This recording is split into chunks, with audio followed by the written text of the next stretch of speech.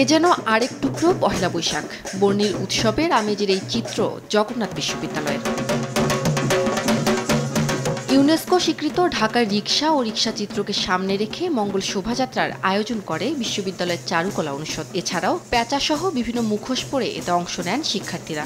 এ সময় নেচে গিয়ে বর্ষবরণকে আনন্দবহ করে তোলেন তারা। আমাদের চারুকলা পারফরমেন্স আর্ট একটি হচ্ছে সিলেবাসের অন্তর্ভুক্ত, তো আমরা one kind of performance art করছি। আমাদের বাংলাদেশ হচ্ছে আমরা অসাম্প্রদায়িক দেশ। আমাদের নববর্ষটা হচ্ছে আমাদের অনেক আগের মানে অতীত, তো আমরা অবশ্যই নববর্ষ পালন করা অসাম্প্রদায়িক বাংলাদেশের একটা হচ্ছে বার্তা দিচ্ছি।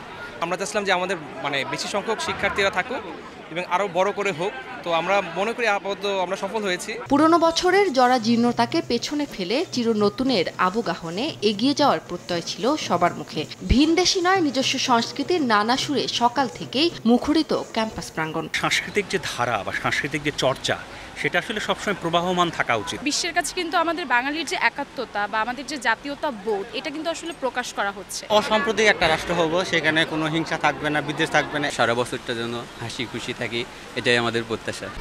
1, 2, 3 ঢাকায় জমি জিতে নিন 100% ক্যাশব্যাক সহ 20 কোটি টাকার পুরস্কার।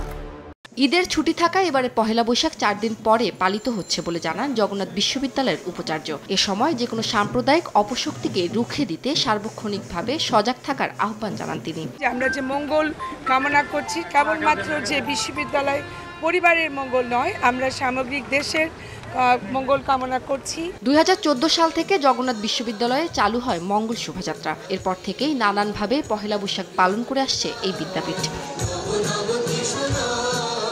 উম্মে হানি, সময় সংবাদ,